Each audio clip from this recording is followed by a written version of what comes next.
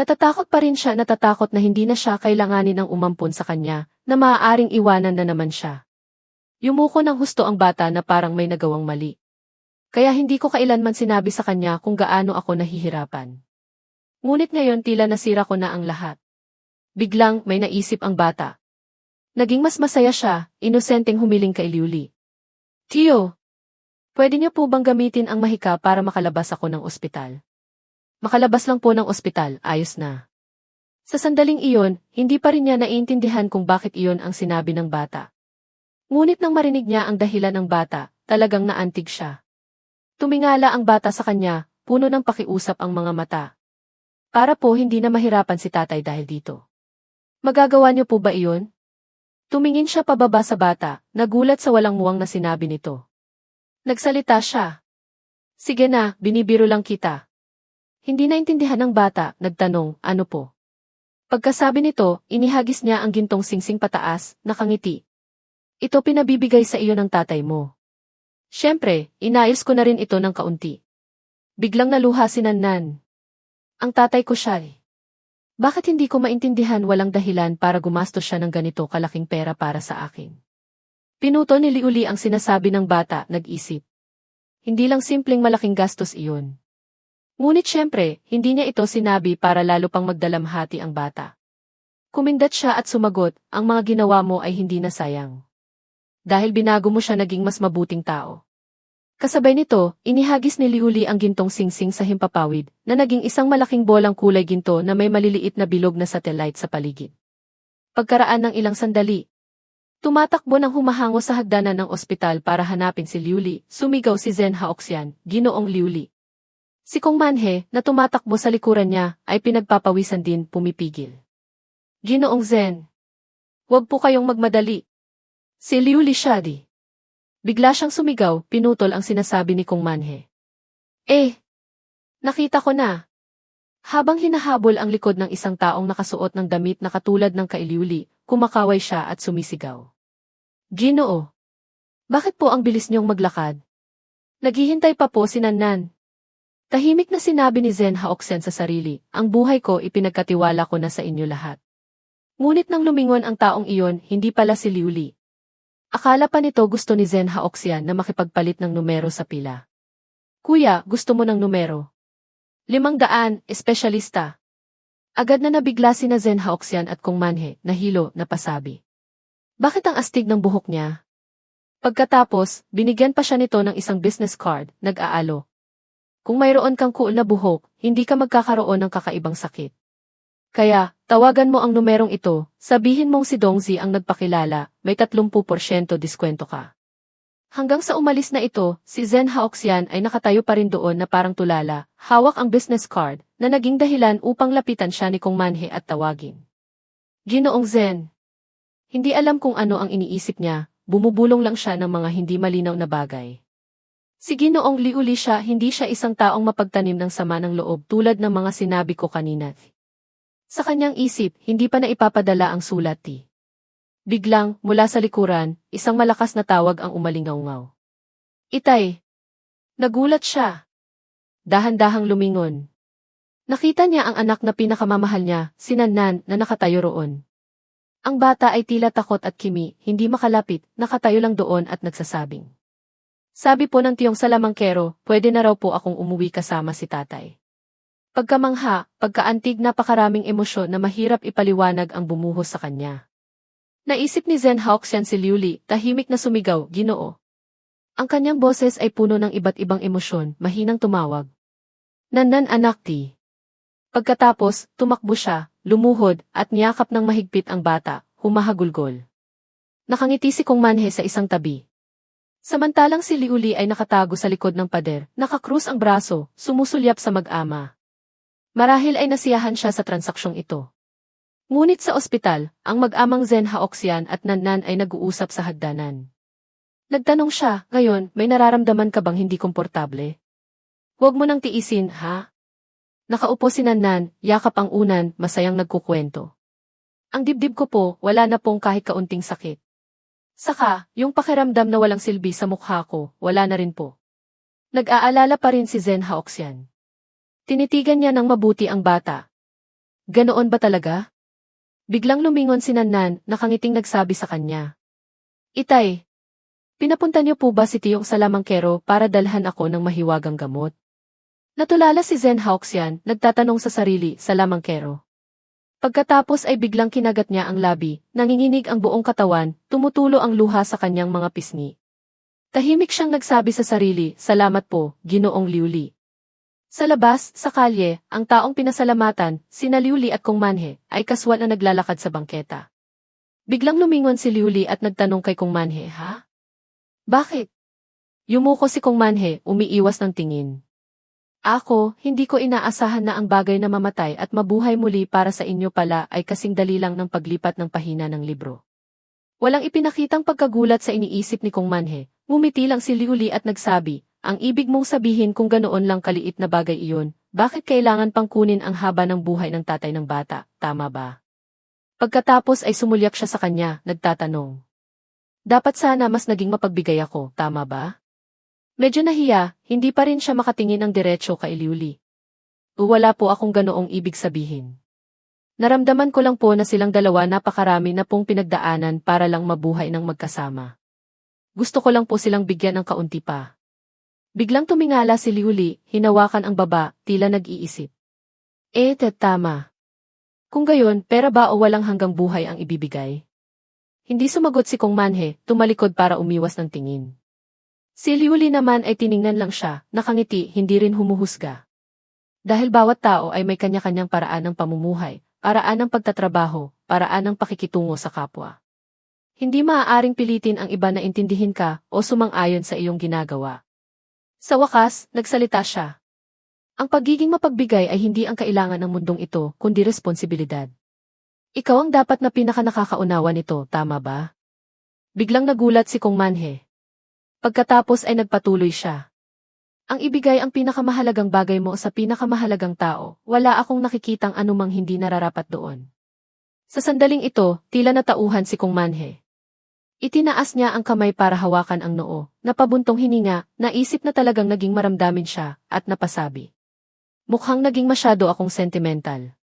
Sumagot si Liuli ng isang tea, pagkatapos ay tumawag ng taxi. Hindi maaaring laging tulungan ng mga tao si Miss Kong Tea. Pagbalik sa kanyang villa, nagpalit na ng ibang kasuotan si Liuli. Nakatayo sa likod ng kanyang mesa, nakatingin sa labas ng bintana, nag-iisip. Kapag ang haba ng buhay para sa akin ay isang numero na lang ng oras maaari ko ng pagpasyahan, ayon sa aking kagustuhan, ang isang tao o isang mundo lumiit, maging ang buhay ng isang maliit na universo. Hawak ang kanyang time watch, nagtanong siya sa sarili. Maaari ko bang buong tapang na sabihin na umiiral na ako ng hiwalay, tulad ng isang Diyos? Ngunit sa pagkakaroon ng ganitong kapangyarihan dapat din akong mag-ingat sa lahat ng oras. Biglang, isang malakas na kalabog ang ikinagulat niya, pumutol sa kanyang pag-iisip. Isang malaking tumpok ng papel ang inilagay sa kanyang mesa. Ginoong Liuli, ito po ang mga dokumentong ibibigay sa inyo. Tinaas ni Liuli ang kanyang salamin, nagulat. Ang dami. Si Shen Yushu, ang kanyang sekretarya, ay naiinis na sumigaw. Ilang araw ka nang nagpapakita ng misteryo. Hindi kita mahanap. Pirmahan mo na yan agad. Marami pa akong gagawin. Masunuring umupo sa mesa si Liuli, tinanggap ang kapalaran.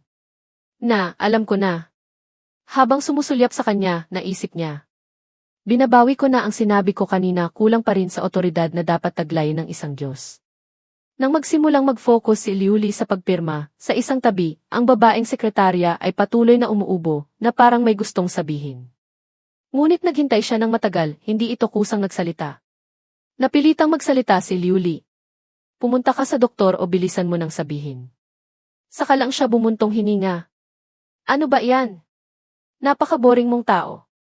Ang mga resulta ng pananaliksik ang mga kalkulasyon tungkol sa mundo sa ilalim ng lupa ni Ginoong Tesla ay nailabas na. Hindi inaalis ang panulat, sumagot siya. Nan. Alam ko na. Para sa kanila, medyo mabagal na iyon. Gayunpaman, ang sumunod na sinabi niya ay ikinagulat niya, medyo natakot. Pinapasabi niya sa inyo na posibleng may bakas ng buhay sa ilalim ng lupa. Bigla siyang napatayo. Buhay sa ilalim ng lupa. May bahid ng pagkabalisa ang kanyang mga mata, isang misteryosong hindi maintindihan tungkol sa mundo. Pagkatapos ay napangisi siya, tila mayroong magandang mangyayari. Nag-utos siya. Pumunta ka, ipaalam mo kina Peng Hao at Tesla sabihin mo na sa ibang lugar. Sa training give-hike ng boxing. Malakas na sinuntok ni Peng Hao ang punching bag na naging dahilan upang masira ang hugis nito. Bumuntong hininga siya, mayabang sa kanyang kasalukuyang lakas. Biglang, mula sa pasilyo sa ikalawang palapag, isang tao ang kumaway sa kanya. Boss! Telepono mula kay Sekretarya Shen. Sinagot niya ang telepono. Hello, Yushu. Hinahanap mo ako. Lisa, syempre. Pagkatapos, hindi alam kung ano ang sinabi nito, biglang naging seryoso ang kanyang mukha at maingat siyang nakinig. Pagkatapos ay kinuyom niya ang kanyang kamao, sumagot. Sabihin mo kay Ginoo ang Eagle Team ay laging handa. Sa gusali ng training ng boxing, masigasig na nagsasanay ang lahat. Lahat ng 4 na boxing ring ay may mga pares na naglalaban. Halatang ensayo lang, ngunit hindi sila nagtitipid sa lakas ng suntok. Isang tao ang kadarating lang na natanggalan ng ngipin.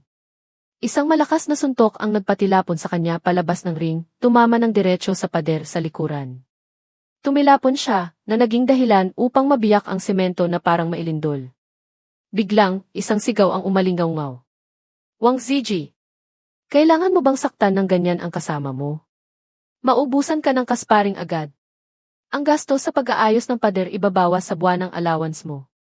Nang marinig ang balitang ito, nanlumo si Ziji, nakatayo sa posisyon kung saan niya sinuntok ang kalaban palabas ng ring. Ha! Isang hindi makapaniwalang sigaw. Ngunit sa sandaling ito, ang taong tumilapon sa pader, na magaang mukha, ay nahihirapang magpaliwanag. Bibos ako po ang gumawa ng gulo na ito, ayos lang po ako. Ang boss na kinatatakutan nila ay si Peng Hao. Nagpatuloy siyang sumigaw. Oh! Tingnan niyo ang taong ito, napakabait. Kay Crayon Shinchan talagang huwara ng lahat. O baka gusto niyong bigyan ko kayo ng kalahating araw na pahinga? Pumunta na kayo agad sa kwarto, mga walang hiya. Pagkatapos ay naisip niya. Pinapasakit niyo ang mata ko, ano? Pagkatapos, lumingon si Peng Hao, bumuntong hininga, bumulong. Mga batang pasaway. Ngunit na parang napansin niyang pinutol niya ang hindi pa tapos na usapan, medyo nahiya si Peng Hao. Naalala niya, saan na nga ba sila napunta? Mundo sa ilalim ng lupa, talagang umiiral ba ang laruang iyon? Sa sandaling ito, sina Liu Li, Shen Yushu at Tesla ay nakatitig sa kanya. Walang nagsasalita. Naramdaman niyang medyo kakaibaang. Pinagpawisan si Peng Hao, napilitang magpatuloy sa pagsasalita. Kung gayon ang misyon namin ay Pagdating sa siyensya, hindi na napigilan ni Tesla. Habang ikinukumpas ang mga kamay, nagpresenta siya. Mayroon doong masaganang napakalakas ng aktibidad ng cross ng lupa. Bagamat ang mga bitak doon ay kapaki-pakinabang sa pagpapadala ng mga makina para sa pagsisiyasat. Biglang, sumimangot siya, mukhang mapanganib. Ngunit sa pagitan ng bulubunduking yelo at kapatagan mayroong mga misteryosong alamat tungkol sa mga taong gubat, Yeti Sasquatch. Dinagdagan pa ni Shen Yushu. Bagamat walang direktang ebidensya na nag-ugnay nito sa mundo sa ilalim ng lupa, ngunit ito talaga ay isang potensyal na salik na medyo komplikado.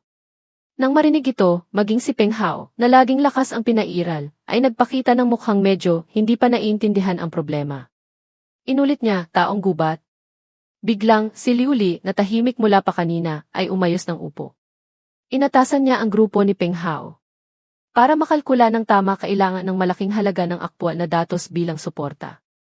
Ito ang misyon ng Eagle Team sa pagkakataong ito. Ngunit si Peng Hao, na kanina pa maraming naririnig na impormasyon, ang nanatili lang sa kanyang isip ay, taong gubat, mukhang napakalakas niyan, ano? Kumunot ang kanyang noo. Hindi ito ikinatuwa ni Liu Li. Ano nang inaalala mo? Sa ganitong mga importanteng pagkakataon nakasalalay sa iyo, Peng Hao. Agad siyang umiti ng may pananabik na parang inaabangan na makaharap ang isang karapat-dapat na kalaban. Ginoo, wag po kayong magkamali, sobrang nasasabik lang po ako. Ang pakikipaglaban sa mga manika talagang nakakainip. Sa Eagle Team, ang punching bag ay tinatawag na manikang tela. At ang mga nasa huli sa bawat pagsusuri ay binibigyan ng titulong manikang tela. Ito ay isang biro sa Eagle Team para tuksuhin ang mahihina. Nang makita ang kanyang mukha, marahil ay gustong buksan ni Tesla ang utak ni Peng Hao para tingnan kung ano ang laman nito. Hindi niya maintindihan. Ang taong ito, kung hindi lang siya nagpipilit, talagang may problema na ang utak niya. Nang marinig ito, gustong ipaliwanag ni Shen Yushu. Ah! Ginoong Tesla, ganyan po talaga ang Eagle Team. Sa sandaling ito, tumayo na si Peng Hao, handa nang umalis. Tumingin siya kay Liu Li, humihingi ng pahintulot. Mauuna na po ako, Ginoo, kung gayon, ako pod. Itinuro ang direksyon ng boxing ring. Nakatingin si Liu Li sa baba, tumango bilang pagsang-ayon. Kaya, pumunta si Peng Hao sa gitna ng training area, sumigaw.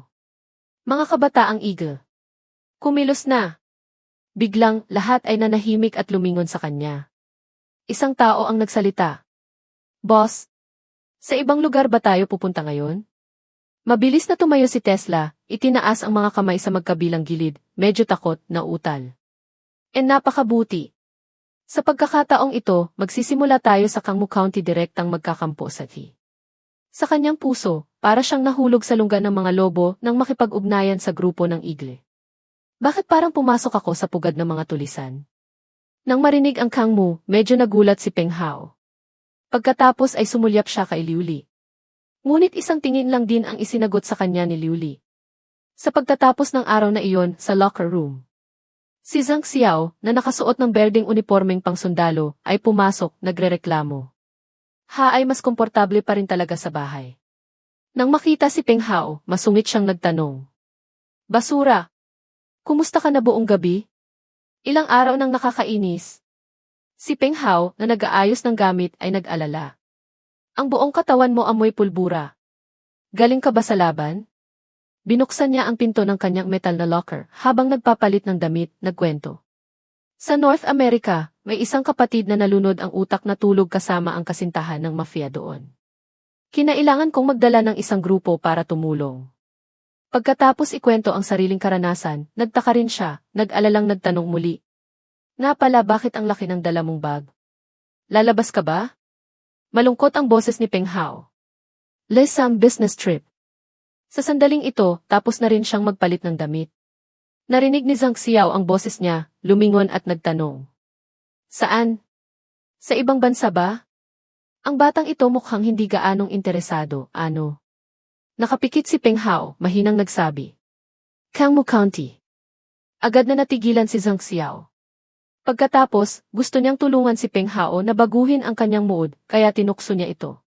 Hindi ba't probinsya mo yan? Pagbisita sa pamilya gamit ang pondo ng kumpanya, napakaswerte mo naman, bata. Ngunit isang TDC lang mula kay Peng Hao ang natanggap niya. Nagpatuloy siyang malungkot. Siguradong iniisip nila na matagal na akong patay, bakit pa sila mag-aalala sa akin? Biglang, binigyan siya ni Zhang Xiao ng isang mahinang sampal. Nagkukunwari ka na naman. Nagkukunwari. Na naging dahilan upang mapaurong siya, sumisigaw sa sakit. Pagkatapos ay itinapak niya ang isang paa sa upuan sa tabi niya, isang kamay sa hita, isang kamay sa baywang, at nagsabi. Hindi ba't ikaw ang humingi sa akin ng tulong para makahanap ng koneksyon para bilhan sila ng bahay? Nagkukunwari ka pang nahihiya. Hinawakan ni Peng Hao ang kanyang ulo, naiinis, lumingon sa kanya, suminghal. Ang taong ito. Pagkatapos ay umupo na rin si Zhang Xiao, ipinatong ang kamay sa likod ng ulo, masayang nagrereklamo. Makinig ka sa payo, bata. Ang tanging tao sa mundong ito na maaaring umunawa at tumanggap sa iyo ay ang pamilya mo. Huwag kang gagawa ng anumang bagay na pagsisisihan mo sa huli habang nandyan pa ang pamilya mo. Si Peng Hao sa tabi niya ay tahimik na nakikinig sa lahat ng sinasabi niya. Pagkatapos, si Peng Hao, na may mabigat na kalooban, ay nagkwento. Noong naglilingkod ako sa militar, kung sana nakakain ako ng siopao, na may palamang adobo na gawa ni nanay, kaya kong tumakbo ng 50 kilometro nang walang tigil. Pagkasabi nito, tumayo siya, nagpaalam kay Zhang Xiao. Alis na ako. Habang tinitingnan ang malungkot at pagod na likod ng kanyang kasama, bumuntong hininga si Zhang Xiao at nagmura. Batang pasaway. Sa ibang lugar naman. Nakaupo si Liu Li sa kanyang paboritong upuan, pinaglalaruan ang kanyang time watch. Marahil sa sandaling ito, iniisip niya si Peng Hao, pagkatapos ay tahimik na nagsabi sa sarili. Kung talagang mapagmahal na tao, paano niya lubusang matatalikuran ang kanyang pamilya? Marahil iyon din ang sagot na gustong sabihin ni Peng Hao. Sa malaking screen, si Tesla ay nagbabahagi tungkol sa mga problemang dapat bigyang pansin ng buong grupo kapag bumaba na sila sa ilalim ng lupa. Ipinapakita ang istruktura ng mundo, pati na rin ang mga cross-section ng bawat layer. Nagsimula si Tesla. Kinumpirma na ng modernong siyensya na ang istruktura ng mundo ay nahahati sa maraming layer. Sa pangkaraniwang salita, parang pagpunit ng 1,000 layer na cake ang crust, ang mantle, ang outer core, at ang inner core. Pagkatapos ay itinuro ang gitnang bahagi ng globo, nagpatuloy siya. Mula sa ibabaw ng lupa bawat pagbaba ng 70 talampakan, tataas ng 1 degree Celsius ang temperatura. Ayon sa mga kalkulasyon ang temperatura ng gitna ng core ng lupa, sa teorya ay aabot sa mahigit 200,000 degree Celsius. Ang puntong ito dapat ninyong bigyang pansin. Sa likod, may mahigit 10,000 salita pa. Sa ibaba, ang mga miyembro ng Eagle Team ay may iba't ibang ekspresyon, ngunit lahat sila ay may iisang mukha na tila nagsasabing. Ano ba talaga ang pinagsasabi niya? Ngunit hindi nila naiintindihan ang nararamdaman nila. Patuloy pa rin si Tesla sa pagsasalita. Sa ating panahon, may isang teorya na ang temperatura ng espasyo sa pagitan ng mga bituin ay patuloy na bumababa. Ngunit sa katotohanan ang pinakamababang temperatura ng kalawakan ay humigit kumulang negatibong 200 degree Celsius. Tungkol sa problemang ito, bakit kailangan pang magkabit ng heat dissipation equipment ang space shuttle? Pagkatapos ay tinanong niya ang mga taong naroroon sa silid. Mga kaklase, ano ang inyong naiisip? Ngunit lahat ay tahimik. Tahimik at tahimik na may mga mukhang walang buhay. Biglang-biglang lahat sila ay lumingon sa direksyon ng isang boses na kadarating lang. Ganito hindi pa rin naiintindihan, tama ba? Ang nagsalita pala ay ang kanilang boss, si Peng Hao. Nakalagay ang isang kamay sa kanyang baywang, ipinaliwanag niya muli ang ibig sabihin ni Tesla sa kanyang mga kasama. Ang mga bagong lutong pancake siguradong napakainit sa bibig. Kung hindi hihipan para lumamig, paano kakainin? Pagkatapos ay tumawa siya ng malakas. Ngunit ang bastos na halimbawang ito niya ay tila nagbukas ng isip ng lahat. May pumuri, makatuwiran iyon. Ang galing ni boss. Mayroon namang tila na tauhan. Oh, mukhang naiintindihan ko na. Samantalang si Professor Tesla ay pinagpapawisan, tahimik na walang masabi. Ang ideya ni kaklaseng Peng ay napaka-interesante, ngunit gusto kong sabihin. Pinutol siya ni Liu Li na nakaupo sa isang sulok, medyo naiinis ang mukha, nag-iisip. Talagang kung hindi ako pupunta para tingnan, hindi pwede. Pagkatapos ay ipinaliwanag niya muli. Dahil ang distansya sa araw ay hindi magkatulad. Biglang, isang boses ang pumutol. Kailan pa dumating dito si boss? Na naging dahilan upang hindi niya maiwasang huminto, malapit nang. Magseryoso kayo. Gusto niyo bang pumunta na walang babalik, ha? Si Peng Hao, na matapang, ay gustong ipahayag ang hinaing ng kanyang mga kasama. Ginoo. Ang mga itinuturo ni Tesla ay napakasimple at nakakainip. Malapit nang makatulog ang mga kapatid namin. Walang sinabi si Liu Li, tiningnan lang siya ng isang tingin na may matinding pinsala. Nang makita ito ni Peng Hao, hindi man lang nanginginig sa takot, agad na masunuring umayos ng upo, nagmamadaling nagsabi. Ginoong Tesla, pakiusap, magpatuloy po kayo. Hindi po kami inaantok. Gayunpaman, dahil sa naubos na sigasig, si Tesla ay wala ng lakas para magpakita ng kasabikan sa pagprepresenta. Mahina siyang bumuntong hininga. Nagtuturo na lang siya na parang isang makina. O nakikita ko na. Sa pamamagitan ng pagkalkula at pagpapatunay ng mga datos sa heolohiya, sa ilalim ng crust ng lupa, hindi rin naman ito ganap na isang karagatan ng tinunaw na bato. Walang buhay ang kanyang mga mata, nagpatuloy siya. Ang kailangan nating gawin ay iwasan ang mga lugar na hindi kayang i-adapt ng tao, hanapin ang pinakaangkop na mga pasukan. Pagkatapos ay itinaas niya ang kanyang kamay, paralel sa lupa, nag-illustrate, nagsasalita. Walang tigil na pagsisiyasat maghanap ng daanan sa mga limestone cave. Pagkatapos, 100 pababa, itinuro rin ang kanyang kamay pababa. Ang mukha ni Peng Hao ay tila nagmamadali kay Tesla na tapusin na ang kanyang sinasabi. Bumulong siya. Sa ilalim ng lupa ano ang dapat naming bigyang pansin? Ang mga kasama sa paligid ay agad na nagpakita ng takot sa mukha, nag-uunahan sa pagtatanong. Ginoong Tesla. Napakadelikado ba roon? May pagkakataon ba kaming gamitin ang aming mga kamao? Hindi rin sigurado si Tesla tungkol dito dahil hindi pa siya nakakababa sa ilalim ng lupa. Pagkatapos mag-isip saglit, napilitan siyang sabihin ang totoo. Ang kasalukuyang sitwasyon ay hindi pa malinaw kaya kailangang magsagawa muna ng kaunting eksplorasyon. Gayunpaman hindi masasabing inaalis ang posibilidad ng ganitong matinding sitwasyon. Nang marinig ito, masayang-masaya ang grupo ng Eagle. Tumalon sila, sumisigaw. Si Tesla naman ay walang naintindihan, nag-iisip. Ano ba ang sinabi ko? Ang grupong ito mapagkakatiwalaan ba talaga? Biglang, malakas na sinuntok ni Peng Hao ang mesa, na naging dahilan upang lumubog at mabiyak ito. Sumigaw siya ng malakas. Manahimik kayong lahat. Na naging dahilan upang ang masayang grupo ay biglang maputol ang kasiyahan, natigilan, tahimik na umupo. Pagkatapos ay nagpatuloy siya sa pagsisigaw. Halos parang nagpapatawa na kayo, ano? Ang aktibidad na ito ng eksplorasyon hindi ito pamamasyal sa tagsibol. Pagmadali kayo. Agad na tumayo ang buong grupo, ipinatong ang mga kamay sa likod, sabay-sabay na sumigaw ng T-opo, ng malakas at malinaw. Sa sandaling ito, pinaalalahanan din ni Tesla ang lahat. Ang eksplorasyong ito ay nangangailangan na ang lahat ay mayroong napakalakas na kakayahang umangkop at pisikal na katawan. May kakayahang umangkop sa madilim, mamasa-masa na kapaligiran, at sa tumataas na presyon ng hangin. Ang prosesong ito ay lubhang mapanganib. Pagkatapos ay determinadong sinabi niya. Ngunit kung may matutuklasan tayo, kayo ang magiging unang grupo ng mga eksplorador na pumasok sa ilalim ng lupa. Sa panahong iyon ni. Ngunit hindi pa niya natatapos ang pangungusap. Biglang nanlaki ang kanyang mga mata sa pagkamangha. Pagkatapos ay nagpatuloy siya. Ang kilos ninyong ito ay maitatala sa kasaysayan. Kasabay nito, nagbago na ang tingin ng mga miyembro ng Eagle Team, puno ng interes. Pagbalik sa training building. Isang tao ang kumuha ng helmet, mausisa. Bagong kagamitan ba ito? Palaging nararamdaman na hindi gaanong ligtas ang salaming maskara. Kung mababasag ito, masasaktan ba ako? Isang kasama sa tabi ang nagpaliwanag. Antibala iyan, kuya. Isang helmet, mahigit 1,000,000 ang halaga.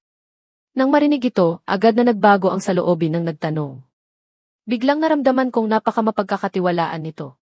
Nang makitang nakatuon na ang lahat, inilagay ni Peng Hao ang 2 kamay sa kanyang baywang, sumigaw ng malakas. Lahat kayo, makinig ng mabuti. Ang kapaligiran ng eksplorasyon sa pagkakataong ito ay napakadelikado. Mayroon lang tayong 48 oras para kunin ang lahat ng datos na hinihingi ni Ginoong Tesla. Pagkatapos ipamahagi ang mga gawain, pinauwi na niya ang lahat. Lahat kayo, bumalik na at maghanda. 10:00 ng umaga bukas, aalis na tayo. Sa sandaling ito, si Liuli ay nakatayo sa likuran niya, nakasuksok ang kamay sa bulsa ng damit, pumupuri. Mukhang ang mga taong naririto ay sinanay mong mabuti, ano? Lumingon si Peng Hao, bumati. Ginoo. Pagkatapos ay nagulat siya. Lahat po ay maayos nang naisaayos. Bukas, sa tamang oras, maaari na po tayong umalis agad. Napakasaya ni Liuli at dinagdagan pa niya. Oh! Kapag ikaw ang gumagawa, panatag na ako. Napaladi. Na parang may naalala, tumingala siya at nagsabi. Naaalala ko, ang destinasyon natin malapit sa probinsya mo, tama ba? Hindi ka ba uwi para tingnan? Kumunot lang ang noo ni Peng Hao, malungkot, malalim ang iniisip. Pagkaraan ng ilang sandali, tiyak siyang sumagot. Hindi po. Ang eksplorasyong ito sa ilalim ng lupa ay hindi maaaring basta-basta. Hindi maaaring maabala dahil sa maliit na bagay na ito. Ang likod ni Peng Hao ay mukhang napakalungkot. Sa kuweba na patungo sa ilalim ng lupa.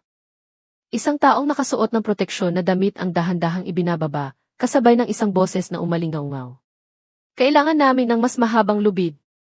Bago ang araw ng pag-alis, sa training room, nagkaroon ng maliit na pag-uusap sina Liuli at Peng Hao. Nagulat si Peng Hao. Ginoo. Lahat po ay maayos nang naisaayos. Bukas, sa tamang oras, maaari na po tayong umalis agad. Napakasaya ni Liuli sa paraan ng pagtatrabaho ni Peng Hao, at sinabi niya. Kapag ikaw ang gumagawa, panatag na ako. Napaladi. Na parang may naalala, tumingala siya at nagsabi. Naaalala ko, ang destinasyon natin malapit sa probinsya mo, tama ba? Hindi ka ba uwi para tingnan? Kumunot lang ang noo ni Peng Hao, malungkot, malalim ang iniisip. Pagkaraan ng ilang sandali, tiyak siyang sumagot. Hindi po. Ang eksplorasyong ito sa ilalim ng lupa ay hindi maaaring basta-basta. Hindi maaaring maabala dahil sa maliit na bagay na ito. Ang likod ni Peng Hao ay mukhang napakalungkot.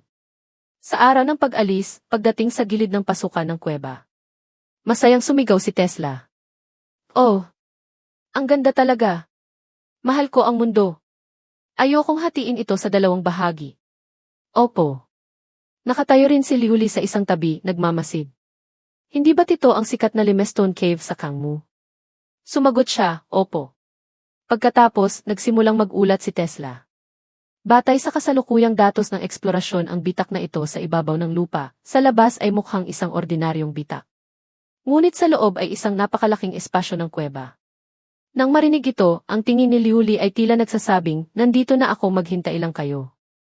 Ngunit ang bibig niya ay isang ilang ang sinabi, na nagpapahiwatig na alam na niya. Opo.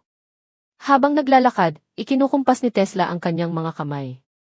Ayon sa mga lokal na residente maging ang mga profesional na geological exploration team ay walang magawa. Kuminang ang kanyang mga mata sa kasabikan, itinuro ang isang maliit na siwang na mas maliit pa sa ulo ng tao. Walang anumang kagamitan ang makakalampas sa ganitong uri ng terrain. Maaari lamang gumamit ng tao para direktang bumaba para mag-eksplora. Ngunit hindi lahat ay makakarating. Sa sandaling ito, sumulyap si Liuli sa likuran, nagsalita sa grupo ng Eagle. Lahat kayo narinig niyo na ba lahat iyon, ha? Mabilis na sumagot si Peng Hao. Maayos ang gumagana ng communication equipment, kaya napakalinaw ng narinig, Ginoo. Pagkatapos, bago bumaba sina Peng Hao, muling pinaalalahanan ni Tesla. Ang natural na kuweba di.